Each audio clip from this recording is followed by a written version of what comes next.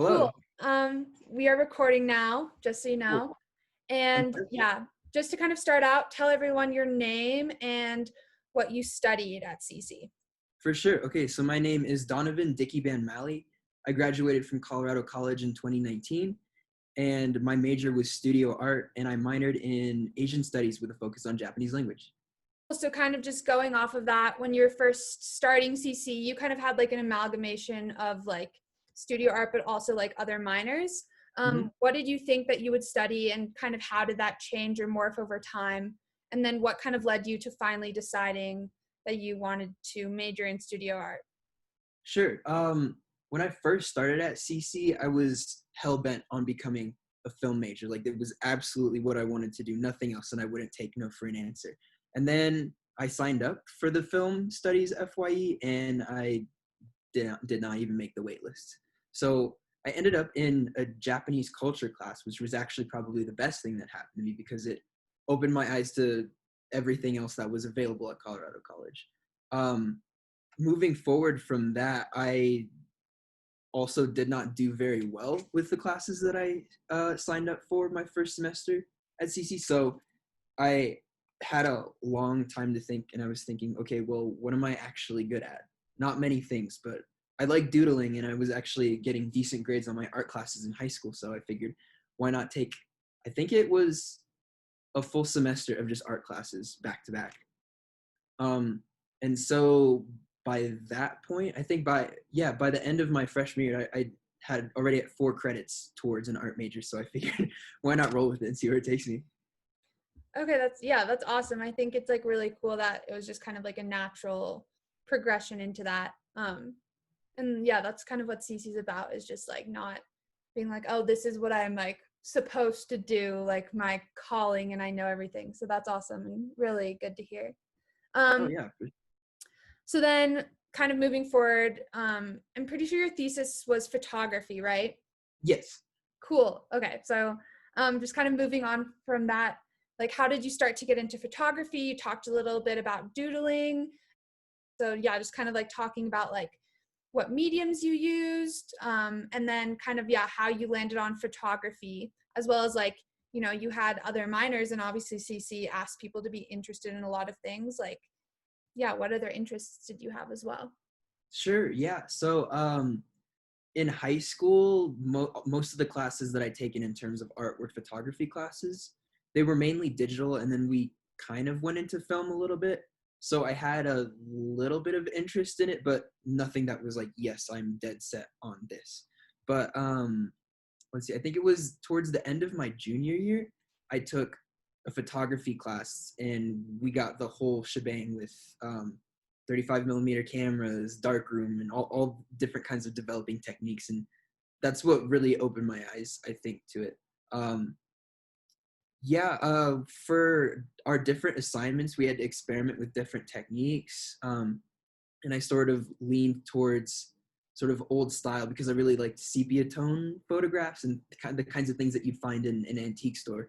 So I started moving towards trying to emulate that or do something along the lines of that, whether it be like collage work or just straight up photography and messing around with it in the darkroom. And Did then that? like you kind of like talked about too like other mediums, so you didn't take your first photography class until your junior year.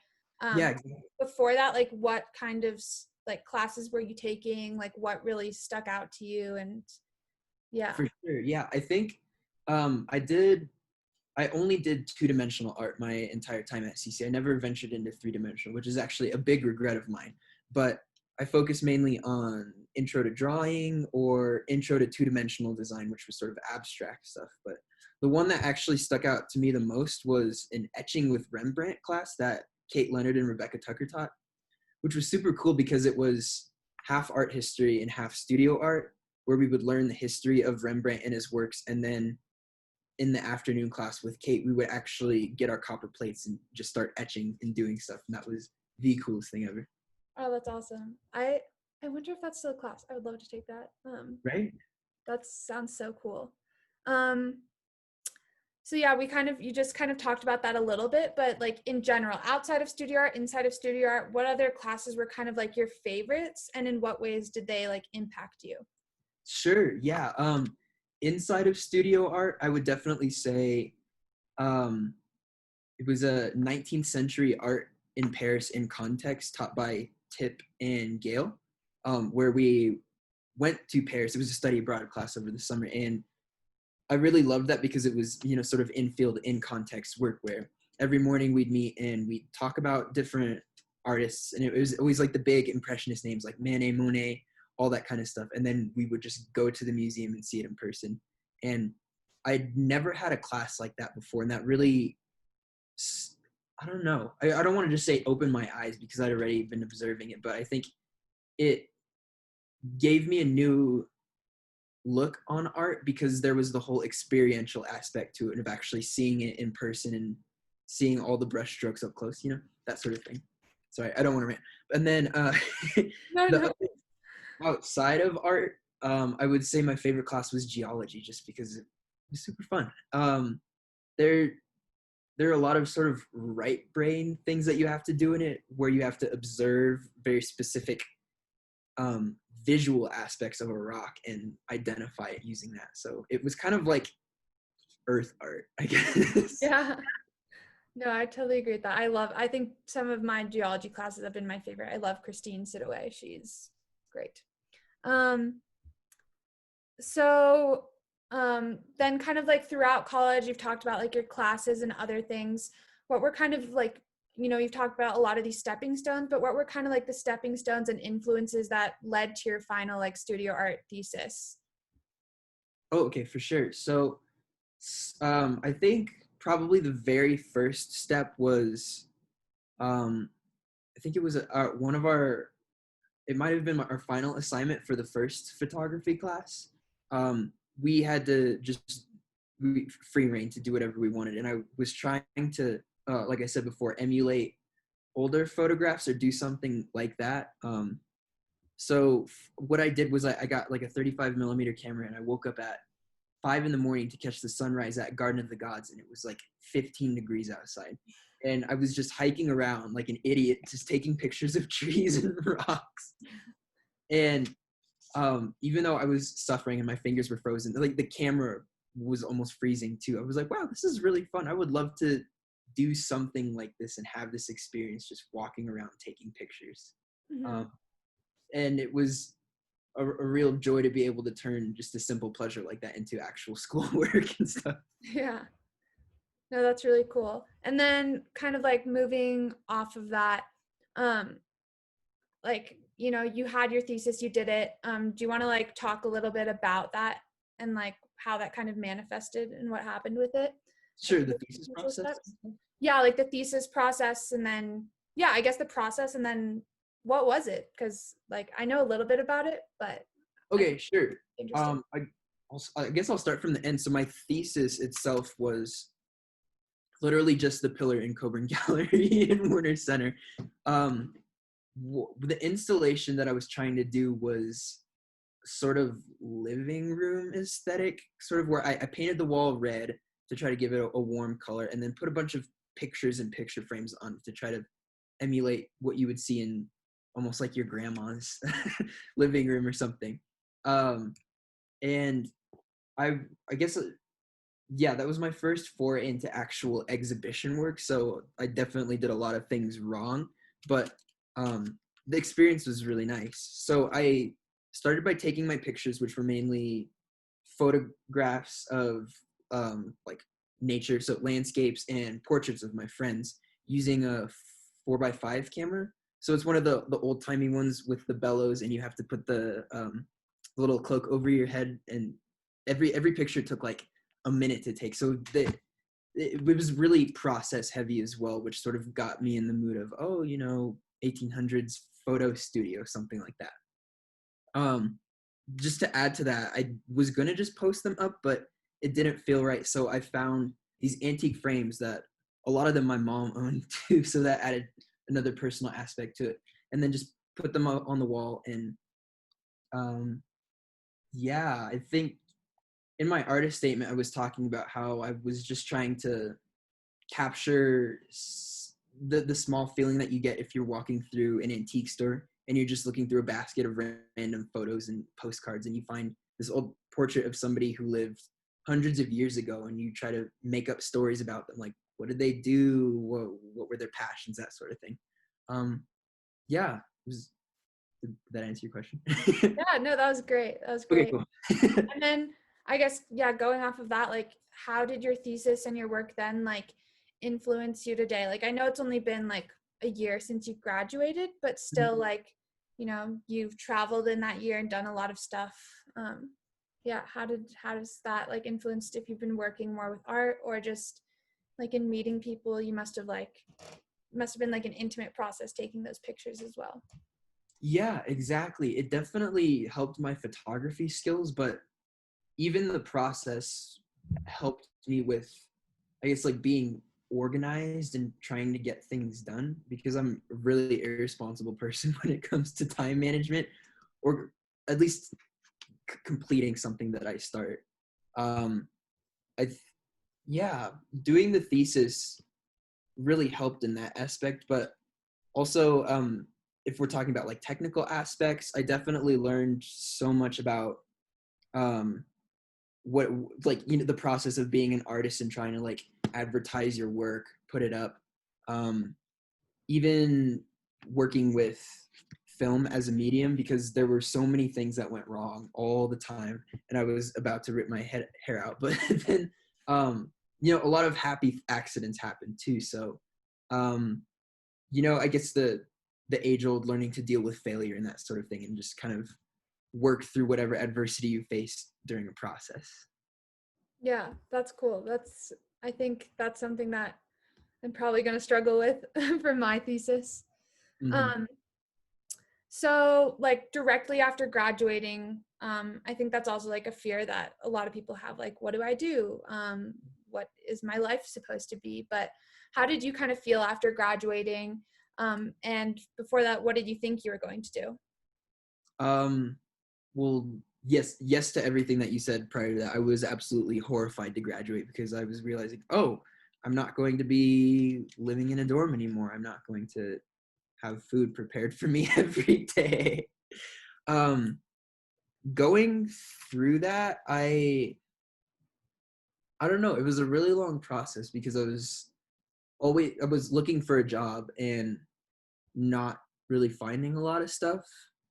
And that definitely like sent me into depression for a really long time. But yeah, I mean, eventually things work out. Think, I guess what I would say to that is, um, hold on, it's in my notes. uh, yeah, life outside of CC is really bizarre, and for sure things will go your way. But also a lot of times things will not go your way whatsoever, and it almost seems like things are working against you. But I don't know, just try to work through it, but also being a positive, either surrounding yourself by positive influences or trying to be a positive influence to people outside of you helps at least ease the pain. I don't know where I'm going with this. But I mean, like, I think it is still comforting to hear that like you did some pretty cool like stuff after you graduated. So yeah, kind of like leading into that, like after college, like, I mean, I know what you did, but I don't know the details of it. So you like, what were some of kind of like the most influential, I guess, like jobs, internships, and like people that you met? And how did that kind of like shape you, and like maybe it eased this anxiety, or like maybe, you know, I don't know how you felt, but like, yeah, and some of the advice that you received kind of like, and it could have been at CC too, but just like kind of at the end of that process and over this last year. Oh, for sure. Okay, so definitely influential people that I remained in contact with after CC was definitely Kate Leonard and Heather Oaklows too, who did all the stuff in the print shop and the photo lab and stuff. She always helped me with like my thesis and that sort of thing. Um, yeah, I definitely talked a lot with family as well. They were a huge support for me in the whole process of moving to Japan and that sort of thing, because when you graduate, there's always the question, okay, well, what's next? You going to grad school? You going to grad school? You're going to grad school, right? And even now, I don't really know. So I was trying to find, I don't know, something that either I could do in the interim or something that would really spark my passions or something like that. Mm, I would definitely say family is what really kept me going and helped me yeah, out. that's really good to hear. Um, well, yeah, so kind of like did you feel like you had like pressure? You said you felt like you had pressure to go to grad school. For Um, sure. but also like, you didn't like listen to everyone and you weren't like, oh, I have to do this and have to do that. And like you ended up doing something like really cool. So yeah, how did you kind of decide to move to Japan, and where did like that like spark come from, or those connections come from? Like, how did that all work? Sure. Yeah. So, going back to talking about taking that Japanese culture class for my FYE, the professor Joan Erickson, she actually runs this little program alongside this school in Japan where every year she sends them an English intern who's a recent Colorado College grad to just go live in Japan for a year and do this internship. Um, and it was really funny actually because I'd applied for the JET program, which is basically the same thing, and got completely shut down and totally denied. And that's why I was like, oh no, what am I doing with my life? I'm going nowhere. And then seriously, like 2 weeks later, she emailed, hey, would you like to meet about an internship in Japan? So I was like, thank you so much. I guess that was sort of a deus ex machina, but yeah, going, okay, sorry, what was the rest of the question? No, I think you did a good job answering it. Just kind of like, what you said, where those connections came from, and like, yeah, was that you were just like, oh, this is like fate, now it's all worked out? That's kind of like where the idea to move to Japan came from, and like that FYE and that whole process, right? Yeah, things moved really fast too because all this was happening like a week before college graduation. So I had no plan, and then all of a sudden, like 2 weeks before graduation, it finally came together, which was really fortunate. But it was also really difficult to get to that point too. But yeah, um, So then, yeah, did you move to Japan like right after college, or was it like the next fall kind of? it was kind of at the end of summer, so it was like August about. Okay, and then do you want to just kind of like talk a little bit about your time in Japan, and like what living there was like what it taught you, and stuff like that? Yeah, for sure. Going into it was definitely an experience because it's like I was living in a really rural town where nobody except the people at the school spoke English. So at school during the workday, I was okay, but um, going out and actually having to live live my life and pay bills, buy groceries was a whole different animal. Um, it was a really interesting experience because I kind of didn't know what was going on for most of the time, and I had a really difficult time communicating and expressing myself. So it was a lot of gestures and pointing at things and just saying this. Um, but through that, it was such an educating experience, which I really didn't expect because I had the naive notion that once I graduate college, since I'm not going to grad school, I'm going to Japan. I'm going to teach. I'll be the teacher and that sort of thing. And it was completely the opposite. The thing that I loved the most about Japan was that I learned something every day, almost every hour. Somebody would tell me a different word or a different cultural cue and that sort of thing. And it was really beautiful in that way. That's really cool. Yeah, it's um and so was it kind of like this process of, I guess, maybe being a little like isolated at the beginning, and like I feel like you must have grown so much through that, both in like maybe learning how to like be alone, but then by the end probably like being so engulfed in this culture. Like what were some of the things that I guess like the people you met taught you, or some of the most impactful moments while you were there? For sure. I think um, one of the teachers gave me really good advice, and he told me, he said, basically, you're only here for a year, so just say yes to everything. And I was like, what do you mean? He's like, just say yes. What could possibly go wrong?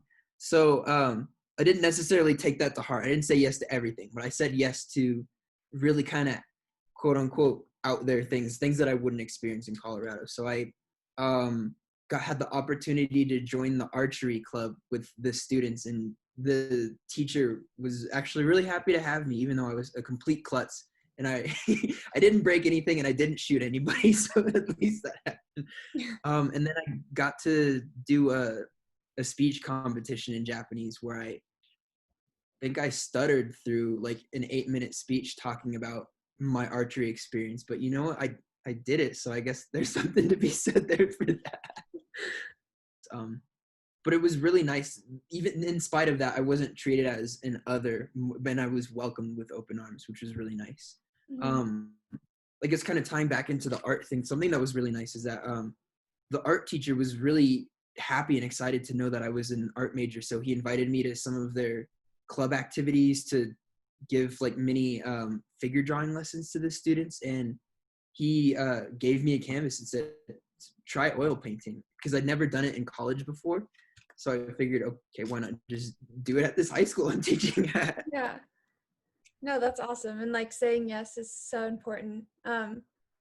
Like, would you recommend like that other students and graduates in general just like kind of like say yes and like take that leap and like live abroad? Or do you think like, yeah, would you recommend it to other people to go abroad and have that experience and kind of be out of your comfort zone? Of course, yeah. Like, I mean, once travel is actually a thing again, I Yeah. would totally recommend it. I mean, yeah, travel is a really difficult thing. I know. Doing it for work was a really good thing for me, because full disclosure, when I graduated I had like $50 in my bank account, so I was like, I don't know what to do. Yeah. How am I actually going to get to Japan and that sort of thing. But it was um really good as a work experience to at least, actually get paid for living in a different country. So that was definitely an opportunity that I'm eternally grateful for. Yeah. Um, so like as a studio art major, you know, you didn't just like go straight into like grad school or like, you know, a job in photography or, you know, in art in general. How do you feel like you kind of like looked outside of the bubble of like, this is the one thing I have to do because my thesis was photography, I must do this, and like kind of integrate, yeah, your passion for that with also like your passions for Japanese? Like, how have you kind of like been able to balance that process and like, you know, not really just be like, this is what I have to do because this is what I studied? Yeah, that was definitely a huge hump to get over, because I think I'm sure you could be able to attest to this too. When you tell someone an art major, either you get, wow, you're so brave for doing that, or, whoa, what are you going to do with that? And I guess first and foremost, you don't always have to have an answer to that, but I think it's also kind of funny to hit them with the left hook and say you're doing something completely different. Like, Mm-hmm. I don't know, you could be an art major and become a marine biologist. I mean, I don't know how um, yeah, trying to get out of the bubble. I don't know. That's really interesting. I think definitely being outside of an academic setting helps, because you're in that um mindset of, okay, I'm an art student and I have to be creating art. So I think leaving the bubble was, for me, not being under any time constraints to do work and just sort of let it flow out and not be on assignment for that sort of thing. And from that, I was able to try new media and just kind of experiment with different things. Yeah, kind of going off of that, like with trying new things in the media, how did like your art change once you graduated, and also like with so much influence from Japanese art, I'm assuming? Like how did that, yeah, change after CC? The biggest change is that it became a lot happier. Like, I noticed all my photos were really dark and I guess like quote unquote creepy and black and white.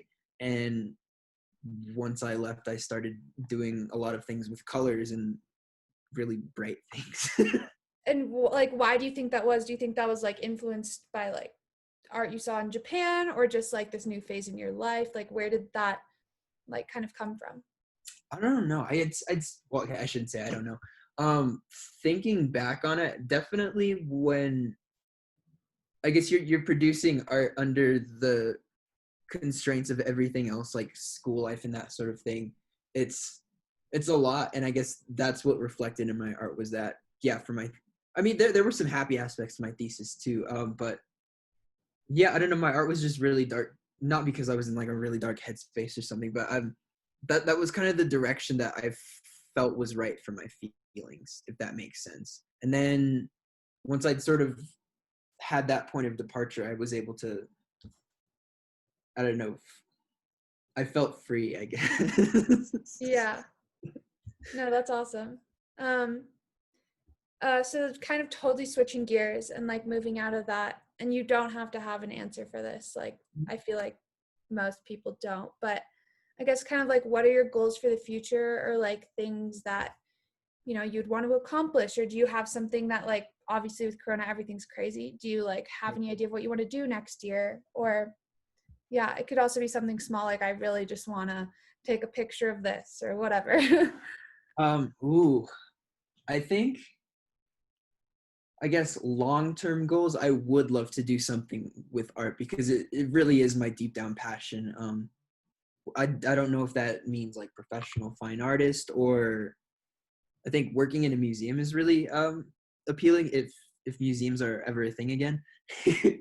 um, yeah, I don't know. I had a lot of ideas that sort of got jumbled up with all this kind of stuff. Mhm. So I would say for the immediate future, I'm really excited because I just ordered an oil paint set off of Amazon. So I'm really happy to just start throwing stuff at a canvas. No, that's awesome. Yeah, the quarantine is the time to do the things. I know, right? Everybody was so unchecked, and then all of a sudden, like, oh, okay, I guess, I guess I'll Yeah. sit there at a wall for 8 hours today. And I guess kind of just like to sum it all up, like, you know, I think everyone at CC experienced a lot of the same things that you did around like anxiety and what will we do and what do people expect of me, like kind of like overarching, what advice do you give to like young graduates or students that are still at CC? Yeah. Well, I know definitely for my experience, I would there weren't that well. Okay, okay, at CC in general, there weren't that many people of color, but especially in the art department, there weren't a lot of people of color, and that was something that was definitely like a hump to get over. So I guess my message to any art majors of color is to just stick with it because you have a place there, and you belong there no matter what the textbooks or what professors say to you. And in general, I would say that art gives you so much in life, and it's, yeah, a lot of people like to compartmentalize it as just like drawing a line on a piece of paper or something, but it definitely helps your worldview too. I think artists have the capacity for so much compassion and vibrancy, and I think that's something that not many other majors can give you. Um, yeah, I don't know. I think yeah, art will do things for you. Yeah, no, that's so cool. I guess actually now I have one more question for you.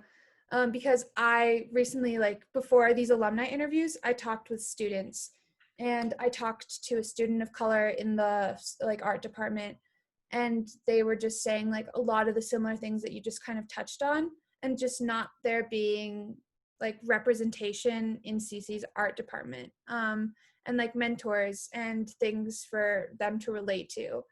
I guess you kind of like talked about some advice for students of color, and that they have a place there, but what do you think CC could do to really acknowledge those people of color and create more of a space for them, like in CC's art department and the whole school in general, but the student Well, was for sure. particularly. I know a lot of things were moved in a positive direction with the end in like the West End Times sort of thing.